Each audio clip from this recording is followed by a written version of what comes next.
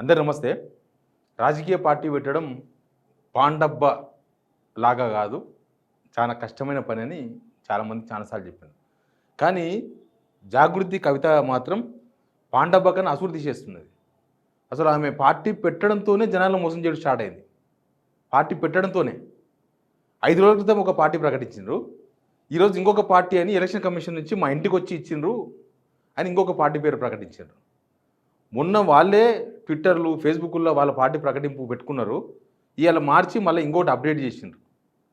రాజకీయ పార్టీ అంటే జనాలతో సంబంధం ఉన్న పార్టీ. జనాలకు ఒకసారి చెప్పినామంటే ఖచ్చితంగా అదే పార్టీ ఉండాలి.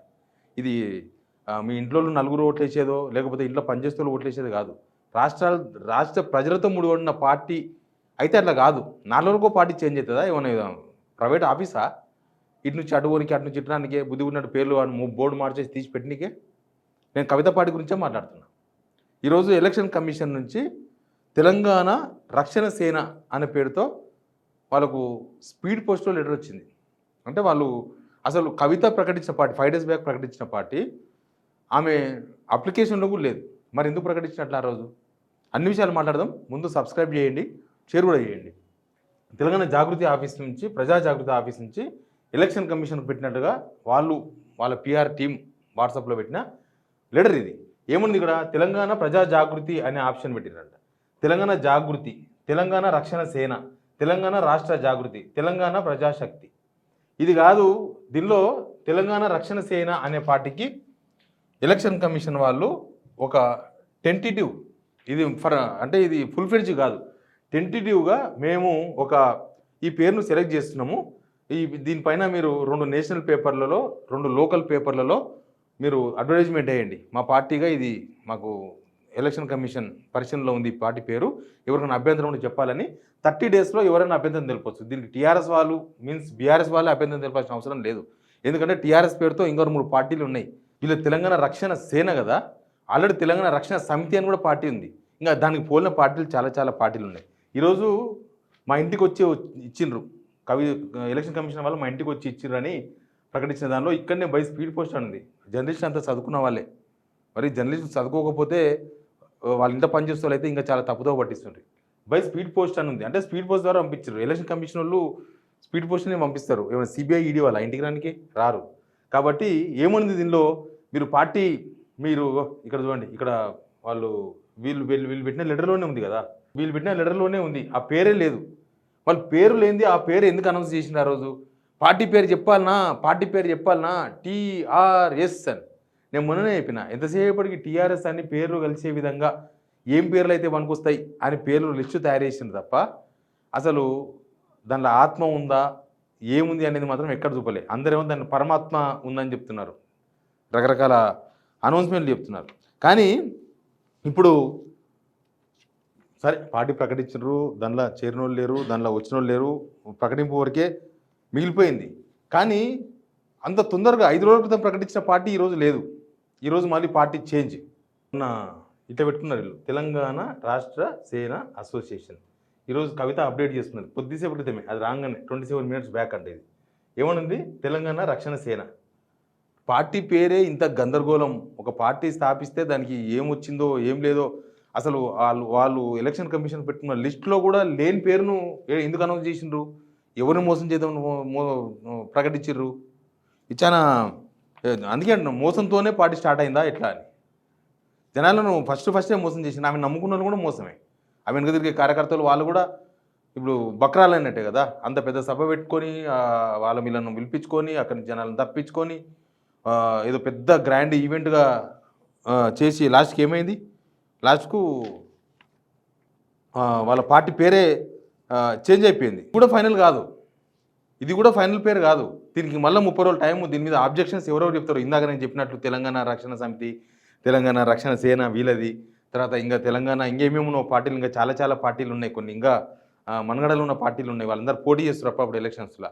వాళ్ళందరూ చేసే ఆబ్జెక్షన్స్ ఏందో, బీఆర్ఎస్ నుంచి చేసే ఆబ్జెక్షన్స్ ఏముంటాయో ఇవన్నీ కూడా చాలా ఉంటాయి. వీళ్ళు కూడా చాలా డాక్యుమెంట్స్ చేయాలి. వాళ్ళు కూడా అంత ఈజీగా ఏం ఫైనల్ చేయరు. వీళ్ళు మళ్ళీ పార్టీ సిద్ధాంతాలు ఏంది, పార్టీ విధి విధానాలు ఏంది, ఆ పార్టీ సిస్టమ్ ఏంది, అసలు రక్షణ సేన అంటే ఏంది, దేనికోసం ఇది, వీళ్ళ పార్టీ రాజ్యాంగం ఏముంటుంది, ఇట్లాంటి చాలా సబ్మిట్ చేయాల్సి ఉంటుంది. అవన్నీ కూడా సంతృప్తి చెందాలి వాళ్ళు. మళ్ళీ ప్లస్ ఇక్కడ వీళ్ళు ఒక నుంచి పోయే కంప్లైంట్స్ ఉంటాయి. ఆ కంప్లైంట్స్ మీద కూడా మళ్ళీ రిప్లై ఇవ్వాలి వీళ్ళు. టీఆర్ఎస్ అనే పార్టీ ఒక రాష్ట్రంలో ఎన్ని ఉంటాయి? వీళ్ళది టీఆర్ఎస్ఏ, ఇంకో తెలంగాణ రక్షణ సమితి వాళ్ళది టీఆర్ఎస్ఏ, ఇంకొకటి ఏదో బాలయ్య అని ఒక ఆయనది ఇంకేదో పార్టీ ఉంది, వాళ్ళది ఒక పార్టీ. ఇట్లా చాలా చాలా పార్టీలు ఉన్నాయి. అందుకే ఒకే రాష్ట్రంలో 2-3 రకాల పార్టీలు ఉండవు. ఎవరికి కోపం వస్తే వాళ్ళు పార్టీలు పెట్టుకుంటూ పోతే అసలు జనాలు ఎట్లా స్వీకరిస్తారో నాకు అర్థం కాలేదు. ఎందుకంటే ఇవన్నీ కూడా కేసీఆర్ మీద కోపంతో వచ్చిన పార్టీలు. తెలంగాణ ఉద్యమంలో మీరందరూ చూసింటారు, 25 ఏళ్లలో 13 పార్టీలు వచ్చినాయి. ఈమె 14వ పార్టీ.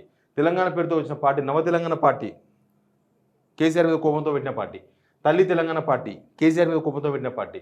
తెలంగాణ జనసమితి మీకు అందరికీ తెలుసు ఏమవుతుందో, అది కూడా కేసీఆర్ కోపం మీద పెట్టిన పార్టీ. తెలంగాణ రాజ్యాధికార పార్టీ, అదేందో మీకు కూడా తెలుసు. తెలంగాణ సాధన సమితి, తెలంగాణ ఇంటి పార్టీ సుధాకర్ అన్నది ఆల్రెడీ మర్జ్ అయిపోయింది ఎక్కడో. తెలంగాణ యునైటెడ్ ఫ్రంట్, తెలంగాణ నగారా సమితి, తెలంగాణ రక్షణ సమితి, డాక్టర్ రాజేశ్వరరావు అంట రక్షణ సమితి, ఇది కూడా టీఆర్ఎస్ఏ. తెలంగాణ టీఆర్ఎస్ అంటే తెలంగాణ రక్షణ సమితి కూడా వస్తుంది. తెలంగాణ డెమోక్రటిక్ ఫ్రంట్, ఇంకా వైఎస్ఆర్ తెలంగాణ పార్టీ, తెలంగాణ రాష్ట్ర సేన, లాస్ట్కు తెలంగాణ రాష్ట్ర సేన పోయి ఇప్పుడు తెలంగాణ రక్షణ సేన అయింది. అసలు కన్ఫ్యూజ్ ఉంది వీళ్ళ పార్టీ ఏందో, వీళ్ళ కథ ఏందో.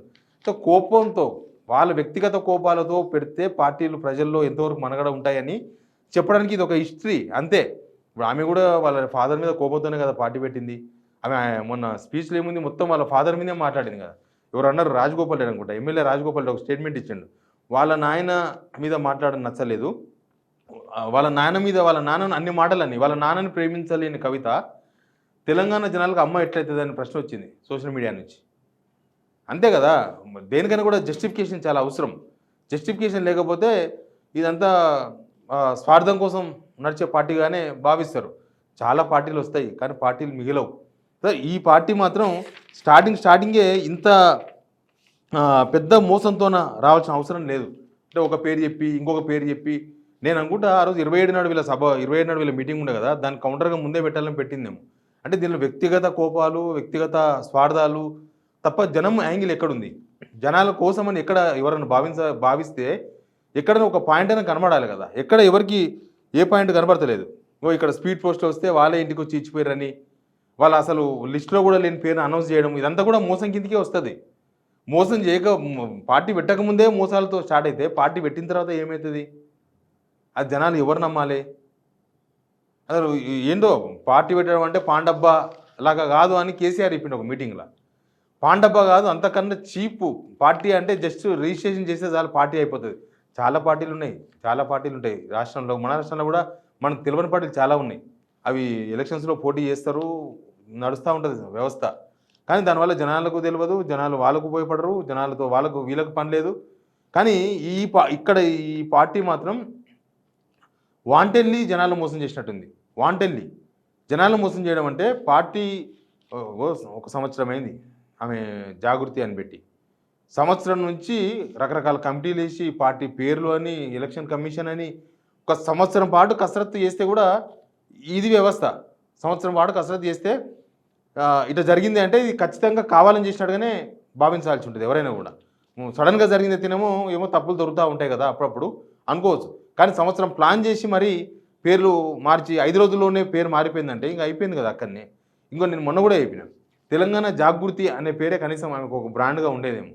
టీఆర్ఎస్ అంటే నాప్తోలు అయిపోతుంది. ఇప్పుడు మొన్న పెట్టేదా వాళ్ళు బిస్లరీకి ఒక అక్షరం మారిస్తే వేరే బ్రాండే మారిపోతుంది, అసలు డూప్లికేట్ బ్రాండ్ అది. సేమ్ అట్లే ఇక్కడ కూడా టీఆర్ఎస్ అయినా బీఆర్ఎస్ అయినా అది వాళ్ళ బ్రాండ్. మీరు మళ్ళీ దాన్నే కాపీ పేస్ట్ చేస్తున్నారంటే దాన్ని ఏమనుకోవాలి? ఇక మన బీఆర్ఎస్ అని పెట్టలేదు, సంతోషం. మన బీఆర్ఎస్ అని పెడితే ఇంకా చాలా దారుణంగా ఉండేది. బట్ ఇప్పుడు ఇది ఏమైందో తెలియదు. ఇంకా 30 రోజులు టైం ఉంది. ఈ 30 డేస్లో మళ్ళీ అనేక కంప్లైంట్స్ అవన్నీ కూడా మళ్ళీ వీళ్ళు క్లారిటీ ఇవ్వాల్సి ఉంటుంది. ఎవరైనా కోర్టు కూడా పోయే అవకాశం ఉంటుంది. కోర్టుకు పోతే కోర్టు కూడా దీన్ని పరిశీలించాల్సి ఉంటుంది. ఇట్లాంటి చాలా అంశాలు ఉంటాయి. పెట్టడంతోనే ఇంత పెద్ద పెద్ద ఒక కన్ఫ్యూజన్ పార్టీ అనమాట. మీరు కూడా కింద ఏమన్నా చెప్పదలుచుకుంటే చెప్పండి కామెంట్ బాక్స్లో. Please subscribe.